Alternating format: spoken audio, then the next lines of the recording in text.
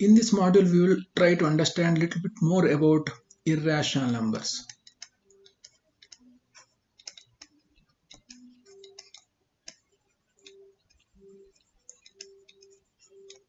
In the sense, we will try to prove root 2 or root 3, root 7 is irrational. So what do you mean by irrational number? Irrational numbers cannot be represented in the form of P by Q. They cannot be represented.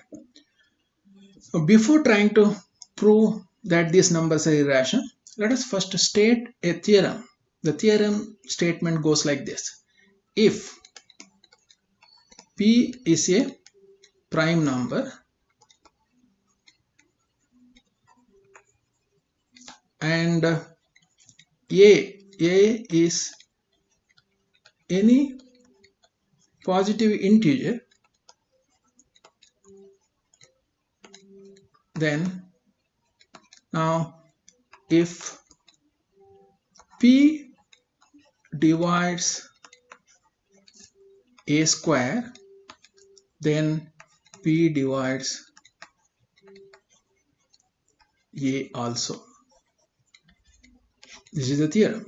If P is a prime number and A is any positive integer, and then if P divides A square, P divides A also. We won't be proving this theorem, but this theorem we will be using in proving one of these as irrational. Let us take say root 5. Let us take root 5. We have to prove that root 5 is irrational. Now first let us assume that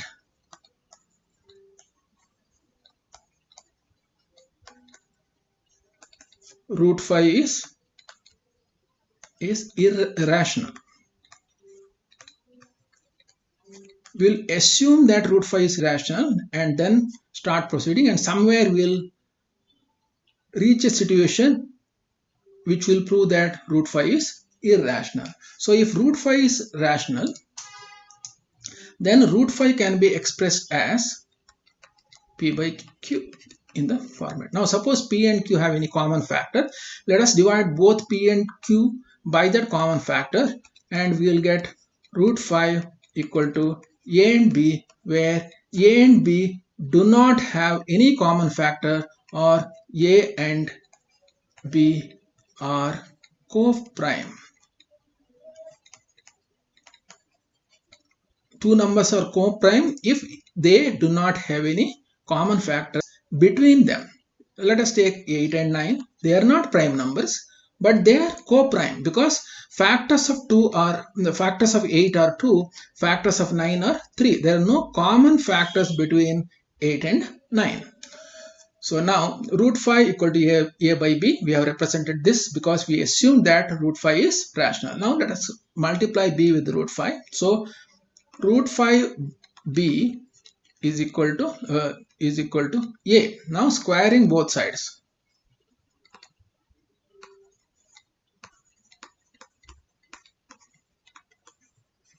So 5B square is equal to A square, or B square is equal to A square divided by 5.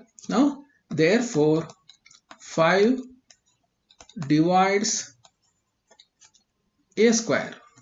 Now if 5 divides A square, from the earlier theorem we stated, then 5 divides A also. Therefore 5 is a factor of A. Let's take this as 1. Now 5 is a factor of A. That means I can divide A by 5 because 5 is a factor of A. So this will be an integer. Let us take that integer as C. So now A is equal to 5C. Now squaring both sides.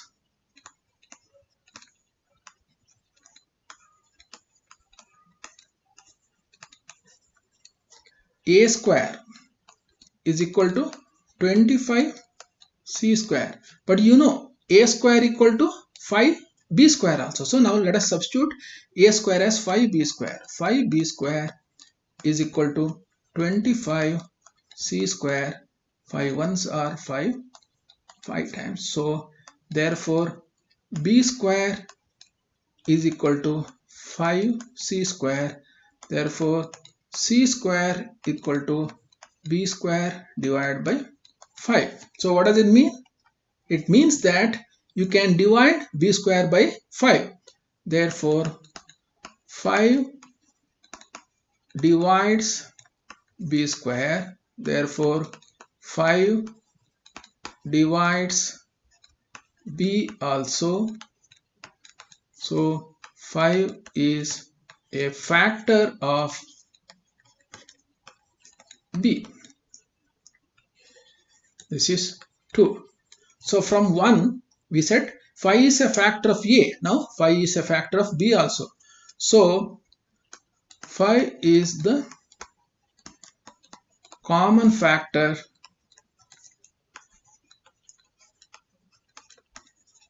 between a and b. But in our assumption we said that root 5 is equal to a by b, where a and b are co-prime. But now here 5 is a common factor between a and b. So therefore our assumption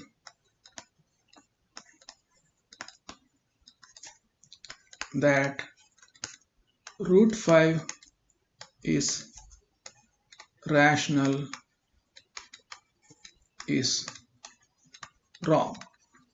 Therefore root 5 is irrational. So the fact that 5 is a common factor between a and b contradicts our initial assumption that root 5 is rational and a and b do not have a common factor. So this is how you prove root 5 is irrational. Similar way we can prove root 2, root 3, root 7 as irrational. Now how to prove 3 plus 2 root 5 is irrational?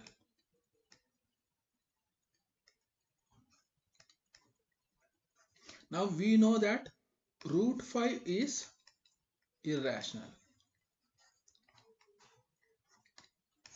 For proving this, we need to assume that root 5 is proved as irrational. Then we have to see how to prove 3 plus 2 root 5 is irrational. Now, just like the earlier case where we proved root 5 as irrational, here also let us assume that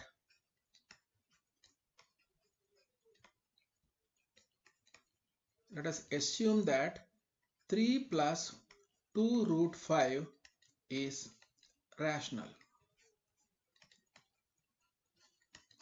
If 3 plus 2 root 5 is rational, we can say that 3 plus root 5 can be expressed in the form of p by q, because 3 plus 2 root 5 is assumed as rational. Now cross multiply. So it is 3q plus 2 root 5 q equal to p. I will take 3q to the other side. So 2 root 5 q equal to p minus 3q. So I'll keep only root 5 here. So root 5 equal to 3 minus p minus 3q divided by 2q. Now the right side you have p minus 3q divided by 2q, but this is rational, we know, because both pq are integers. So as per this, now root 5 is rational. But we know that root 5 is irrational. Therefore our assumption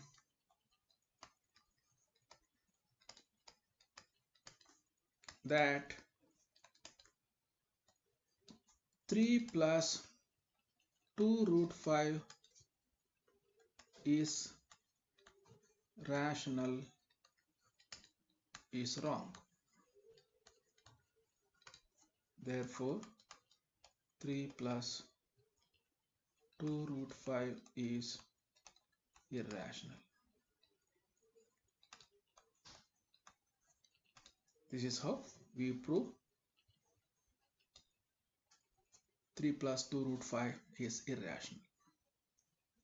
Similarly, prove that 1 by root 2 is irrational. So let us assume that 1 by root 2 is rational.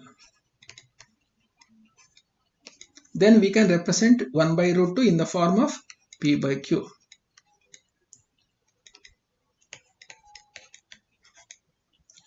Now cross multiply, it is Q is equal to root 2 P, or root 2 is equal to Q by P. Now Q by P is rational.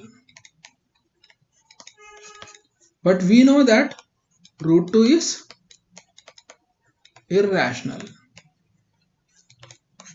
Hence it contradicts our answer that root 2 is rational here. Therefore, our assumption that 1 by root 2 is rational is wrong, and 1 by root 2 is irrational.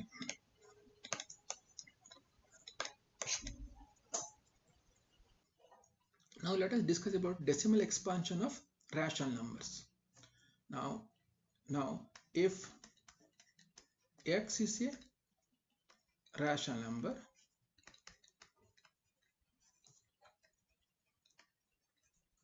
that means x can be represented in the form of P by Q, and the prime factorization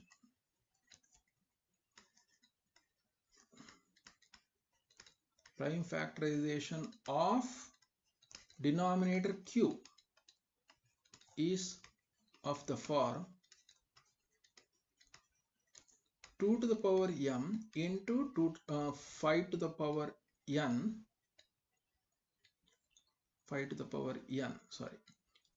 where m and n are non-negative integers,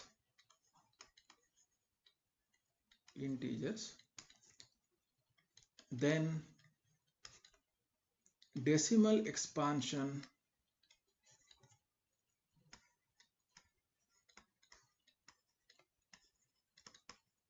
of x is terminating.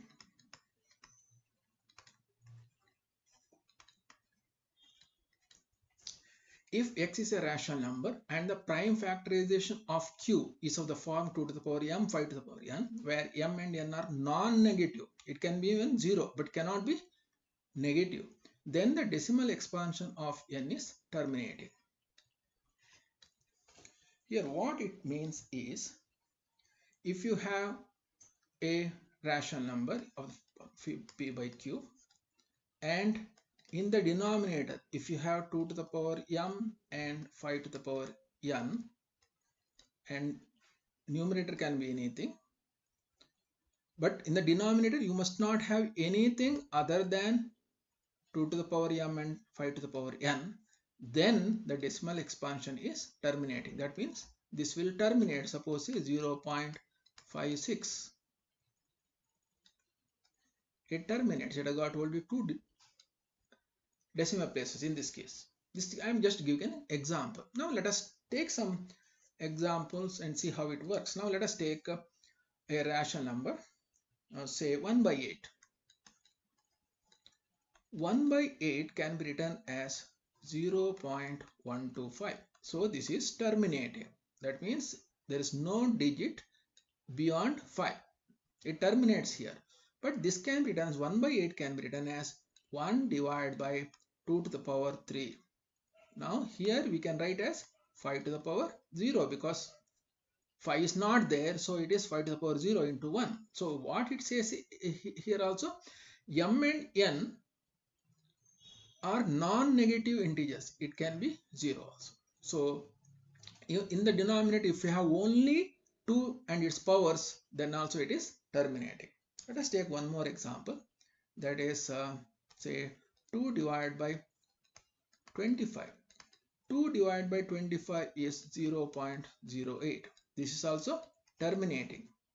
Here 2 divided by 25 can be written as 2 divided by 5 to the power 2. Here you don't have 2 to the power, so 2 to the power is 0. Let us take one more. Say 3 by 80. 3 divided by 80. So this is 0.0375. This is also terminating. So this can be written as 3 divided by 80. 80 is, let us do the prime factorization. 82, 40, 20, 10, 5.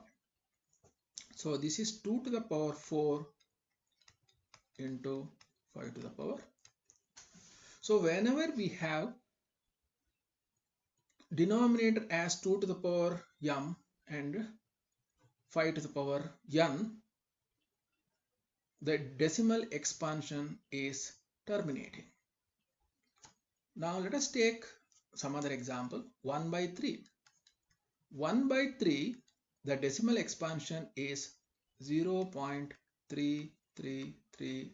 It continues like that, and usually we write like as recurring. That is 3 keeps occurring. So in this case, the denominator is not of the form 2 to the power m, 5 to the power n. Therefore, the decimal expansion is non-terminating. This is the repeating. 3 keeps occurring here. Some other case, let us take say 1 by 6. 1 by 6 is 0.1666 continuous like this. So we write this one as 0.16 repeating. So here also this is its denominator is 6, that is 2 into 3. 2 is there, but 3 is also there. So you must not have anything other than 2 and 5. If any other integer is there other than 2 and 5, the rational number won't be terminating. It will be recurring here like this, repeating. The numbers will keep repeating. Now we will take one more example, that is 1 by 7.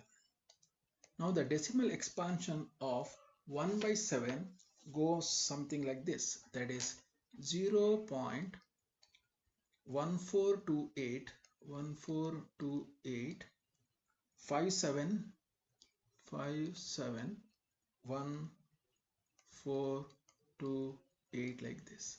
So the first couple of digits 1, 2, 3, 4, 5, 6, these digits will keep repeating.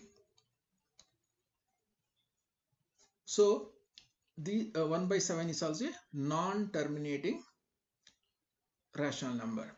So in such cases, here the maximum numbers that will repeat is 1 less than the denominator. So denominator is 7 here. So the maximum repeating can be 6 digits. Suppose if it is say 1 by 13, I think you will have maximum 12 repeating digits. Now let us solve some simple problems. Just looking at the rational number without doing the long division, whether we can say these numbers are terminating or non-terminating. So first one, 13 divided by 3, 1, 2, 5. Now we need to find the prime factors of this. 3, 1, 2, 5. If you divide by 5, 6, 2, 5. So this is of course powers of 5 all. So can be represented as 13 divided by 5 to the power 5. So this is of the form 2 to the power m into 2 to the power n, where n is 0 here. So this is terminating. Let us take a second one. The second one, say 7 divided by 16. So this is 7. 16 can be written as 2 to the power 4. So here this is also 2 to the power m into 2 to the power n format. Here power of 5 is 0. So this is also terminating.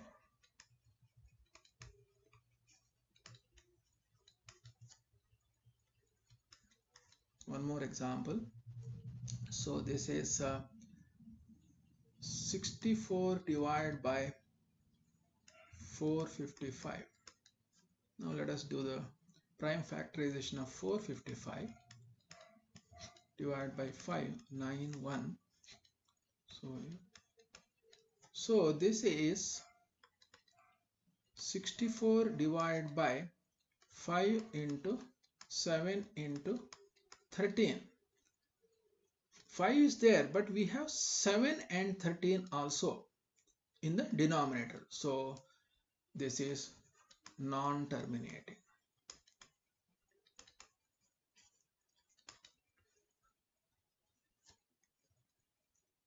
So one more. So 7 divided by 40. So 40 can be factorized as 40 to 20 to 10 to 5. So this is 7 divided by 2 to the power 3 into 5 to the power 1. This is a perfect example. You have both 2 to the power and 5 to the power. So this is surely terminating.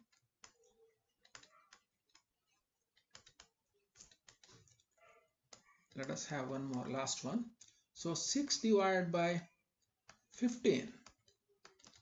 So 6 divided by 15. 15 can be written as 3 into 5.